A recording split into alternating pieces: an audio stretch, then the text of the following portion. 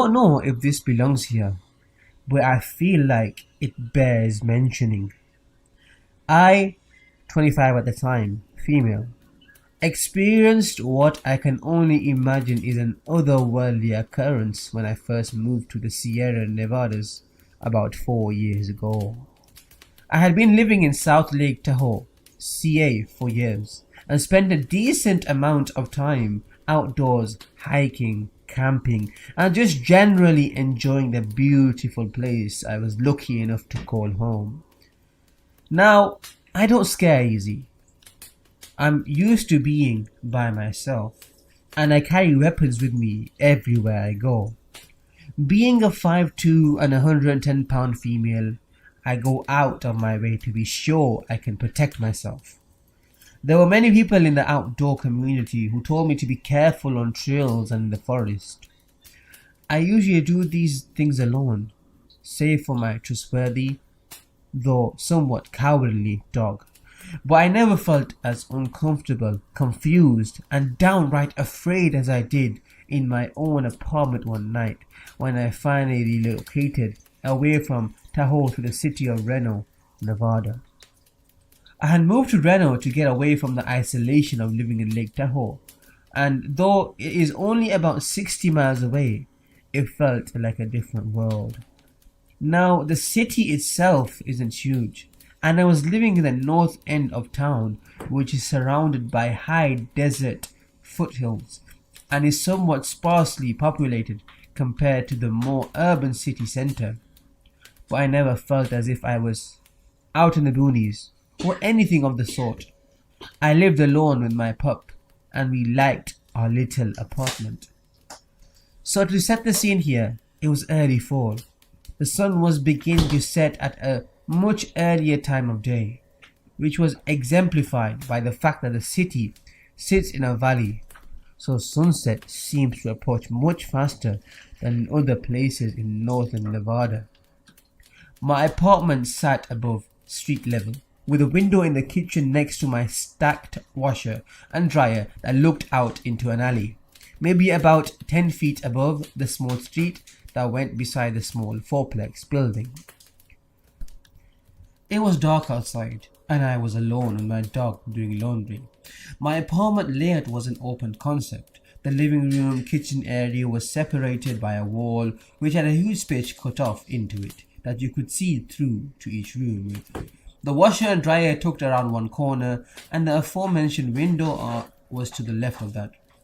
With the openness of the space, the darkness outside, and the amount of overall windows the apartment had, if it was dark outside and I had lights on, it looked like I was living in a fishbowl. Anyone or anything could see right in. I made it a point to always close my blinds because of this, save the small window looking out the alley. I didn't mind keeping those blinds open because I liked the fresh air, and someone would essentially need a ladder to reach me had they been determined enough.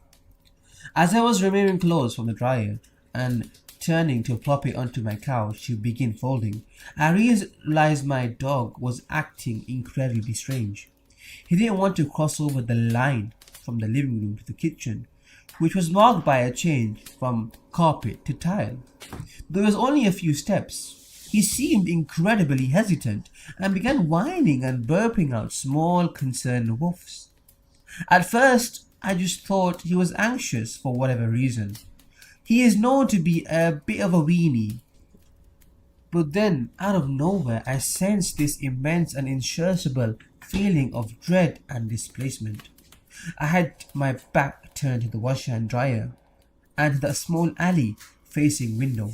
My dog sat facing me, almost looking past me, and his clear anxiety and frustration began to build as I was asking him what was wrong.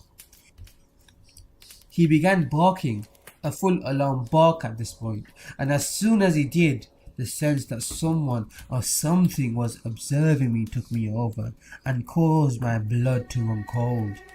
My logical response was, someone must be watching me through that window, the only window that has open blinds the only window anyone could possibly see me through.